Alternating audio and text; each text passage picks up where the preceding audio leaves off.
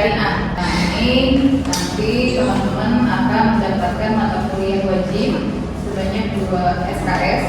Nanti di dalam teori ekonomi makro syariah, teman-teman pasti akan mendapatkan capaian-capaian pembelajaran di dalam mata kuliah ini. Nah, di dalam pencapaian dalam mata kuliah ini, nanti teman-teman mampu memahami konsep teori dasar ekonomi makro dalam perspektif Islam. Ya.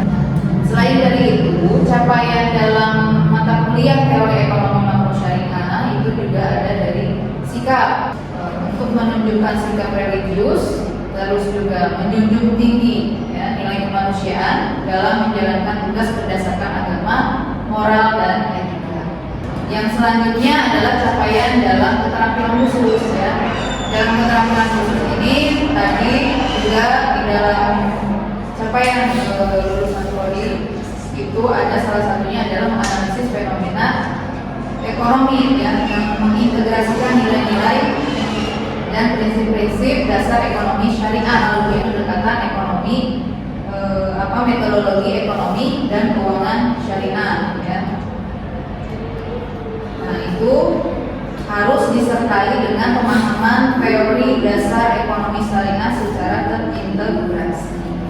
Nah, kemudian capaian mata kuliah sama dengan yang tadi ya, teman-teman mampu memahami konsep tentunya, terus teori ekonomi makro dalam perspektif ekonomi Islam. Jadi nanti di dalam materi itu ya ada 14 pertemuan. Nah, di dalam 14 pertemuan itu ada dasar-dasar ekonomi makro dalam pandangan Islam, itu yang pertama. Yang kedua ada indikator ekonomi makro Islam. Yang ketiga adalah konsumsi makro dalam perspektif Islam, tabungan dan investasi dalam perspektif Islam, keseimbangan di pasar barang, keseimbangan di pasar uang ya. Terus juga ada 8 dan kebijakan fiskal, dan ada kebijakan moneter dalam perspektif ekonomi Islam. Terus keuangan syariah ya. Keuangan syariah ini penting kenapa? Karena dia adalah sebagai instrumen yang mampu mewujudkan pertumbuhan ekonomi. Kemudian ada nilai tukar dalam perspektif ekonomi Islam, terus juga perekonomian terbuka dalam perspektif ekonomi Islam, dan yang terakhir adalah isu-isu kontemporer dalam makroekonomi Islam. Ada yang tahu tidak? Belum tahu. Ya, jadi istilah ekonomi kan udah sering ya kita dengar dalam kehidupan sehari-hari. Nah, ekonomi itu sebetulnya berasal dari bahasa Greek ya, yaitu dari money, terdiri dari 2 kata yaitu oikos dan nomos. Oikos itu sendiri artinya adalah rumah tangga ya, dan nomos itu adalah aturan ya, atau tata laksana ya. Jadi kalau dalam pemahaman sederhananya berarti adalah tata laksana rumah tangga. Nah, tetapi dalam perkembangannya ekonomi itu tidak hanya mencakup atau ruang lingkupnya di rumah tangga saja ya, tapi lebih luas. Nah, di situ ada ya secara umum dan praktis ya. Jadi kalau secara umum itu adalah ilmu sosial yang mempelajari perilaku manusia dalam mengelola sumber daya yang terbatas untuk memenuhi kebutuhan mereka yang tak terbatas. Kebutuhan manusia kan banyak ya, sedangkan sumber dayanya tidak semuanya lengkap ya, tidak semuanya ada gitu. Jadi itu adalah secara umum terkait ekonomi ya. Jadi ketika berbicara ilmu ekonomi itu kita kan sebetulnya dihadapkan dalam beberapa pilihan. Atau misalkan ini Khairul itu ingin memenuhi kebutuhan sehari-hari, dihadapkan dalam beberapa pilihan. Tentu harus ada keputusan untuk membuat keputusan ekonomi ya. Nah, itu ada studinya, yaitu adalah ilmu ekonomi. Misalkan contoh beras langka pernah terjadi tidak? Nah ya, itu adalah salah satu contohnya. Jadi dalam ilmu ekonomi secara umum itu dibagi menjadi 2 ya, ada ekonomi mikro dan ekonomi makro ya. Apa bedanya? Ya, di situ teman-teman bisa lihat ya, di dalam ekonomi makro ya kita ada suatu fokus ya terhadap perilaku dan ruang lingkupnya.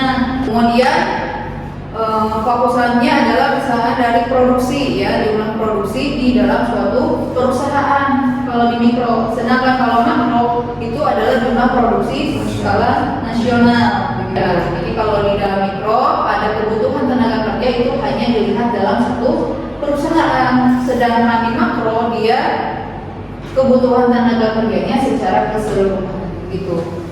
Itu adalah perbedaan mikroekonomi dengan makroekonomi. Nah, terlihat jelas di sini ya, ada analisis yang bersifat bagian-bagian ya atau unit terkecil.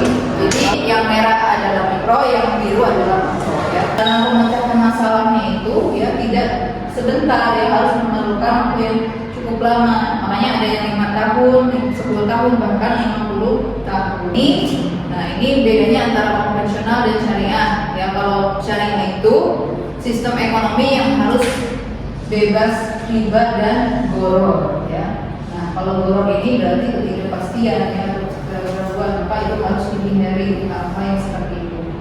Nah, berbeda ya antara konvensional dengan syariah begitu. Jadi tidak boleh di dalam ekonomi makro syariah kita betul-betul harus menerapkan sesuai dengan kaidah nilai-nilai dan prinsip-prinsip yang ada di dalam agama Islam. Ya. Ada lembaga sosial yang memang tidak sesuai dengan visi dan misinya begitu ya. Jadi ada lembaga sosial yang memang tidak amanah ya, tidak sesuai dengan visi misi dibentuknya organisasi atau lembaga tersebut.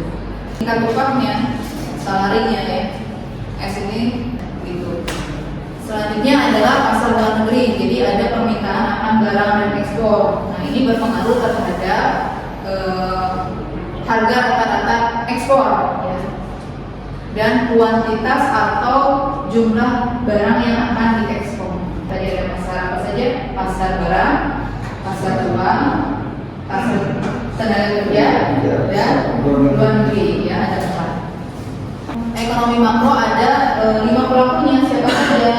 Yang pertama adalah rumah tangga, perusahaan, pemerintah, lembaga keuangan, dan negara-negara lain ya. Ini dia bisa tumbuh dan terhindar dari keadaan-keadaan yang mengganggu keseimbangan itu ya. Jadi yang terhindar dari keseimbangan itu tadi apa? Inflasi, pengangguran ya, dan neraca pembayaran itu ya, ketimpangan neraca pembayaran. Ini jadi pembeda ya antara konvensional dan syariah. Ya, kalau syariah itu kita lihat dari filosofi manusia itu sebetulnya adalah makhluk yang diciptakan oleh Allah yang sangat istimewa, yang diturunkan ke dunia. Tugasnya adalah sebagai koordinator fil ya. Tujuan akhir. Nah, tujuan akhir itu bukan hanya urusan dunia ya, tetapi juga akhirat begitu ya. Falah itu kalau kita lihat di situ berasal dari bahasa Arab ya, yang awalnya dari kata aflahayafliku yang artinya adalah suksesan, kemuliaan, dan kemenangan ya. Gitu. Jadi itu keberuntungan jangka panjang itu dunia dan akhirat begitu ya. Nah, ini falsafah dasar ekonomi Islamnya ya. Di situ syariah itu mengurus urusan ibadah dan muamalah ya. Jadi di dalam ekonomi makro merupakan bagian dari ilmu ekonomi ya. Begitupun ekonomi mikro ya. Ekonomi mikro itu adalah bagian dari ekonomi makro. Kenapa? Karena ekonomi mikro dengan makro itu saling berkaitan satu sama lain. Ada yang memang dibahas dalam ekonomi makro ya, seperti teori penawaran dan permintaan. Tetapi kita lihat dalam ruang lingkupnya, yaitu berbeda ya ruang lingkupnya. Kalau perilaku di dalam ekonomi mikro tadi apa? Adalah individu ya, terus perusahaan ya dalam skup yang kecil. Kalau di dalam makro dia lebih menyeluruh atau agregat begitu. Nah, itu teman-teman untuk penutup ya, kesimpulan yang bisa saya sampaikan di dalam teori ekonomi makro syariah ya. Mungkin ada yang mau didiskusikan atau mau berpendapat, silakan.